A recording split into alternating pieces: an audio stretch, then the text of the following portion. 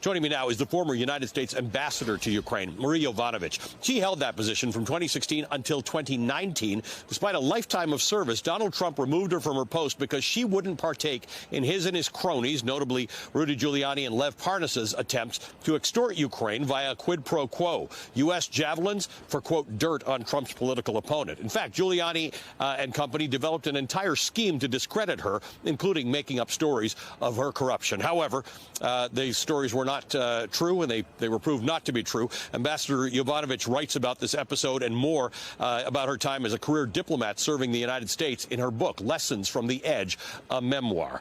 Ambassador, good to see you. Thank you for being with us. I appreciate your time today.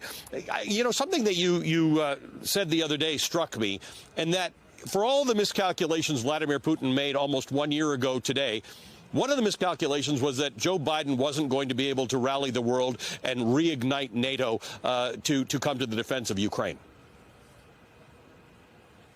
Yeah, I think that's right. I mean, clearly, Putin made a number of miscalculations. He miscalculated the strength and the efficacy of his own military. He underestimated not only Ukraine, the Ukrainian military, but also the Ukrainian people. He completely does not understand that Ukraine is a people, a culture. They have their own language, and they will fight back against the Russians, as Putin has discovered.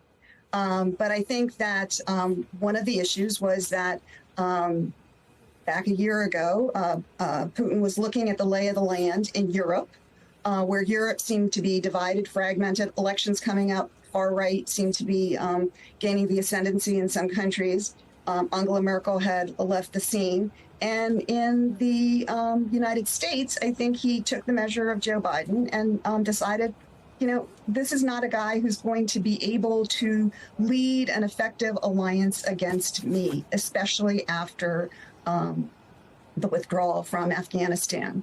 And he was wrong on that. I think that President Biden has been extremely effective in bringing together allies and partners to support Ukraine in ways that a year ago, if you and I had been talking, we would never have imagined, whether it's on sanctions, whether it's on security support, whether it's on economic support. It has been very strong, very robust, and it needs to continue. We need to be sending the Ukrainians as much as possible, as fast as possible. And as you just noted, I think we're going to be hearing more about that with the President Biden's trip to Poland this week.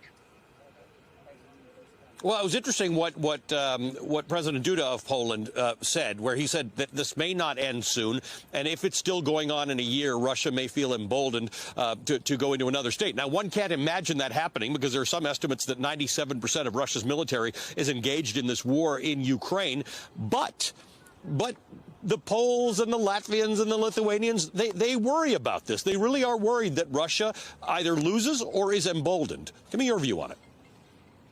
Yeah, well, the Poles know Russia. They know Russia, not only this present incarnation of Russia, but Russia over the centuries.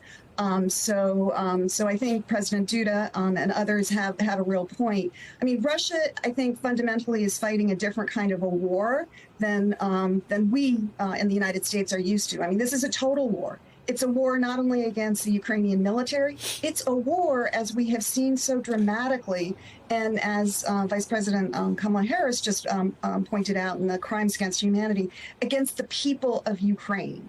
And then we are seeing these missile attacks, and there are photos of the destruction in Ukraine, people dying, and most terrible, the most heinous crime is the deportation of children to Russia. That those children are never going to know that they are Ukrainian. They will forget the Ukrainian language unless they are brought back. They will never know that they have families in Ukraine that love them and want them and are thinking about them every day. I mean, if that is not a crime against humanity, I don't know what is. And so I think that it's a total war. But the second thing is Russia is preparing for the long term. Putin is convinced that we will move on to the next shiny object, the next crisis, and that we will not stick with Ukraine. I've been very impressed by how, as we just spoke, the President Biden has led this coalition to support Ukraine. We need to keep at it, and it takes work.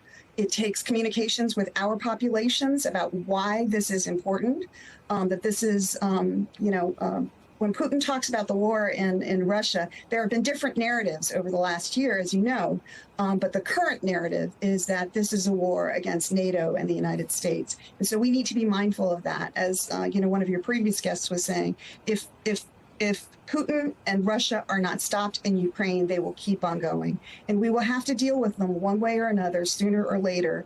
And it may not be at a time of our choosing or to our advantage. And so the best policy is to help Ukraine now to stop Russia in Ukraine.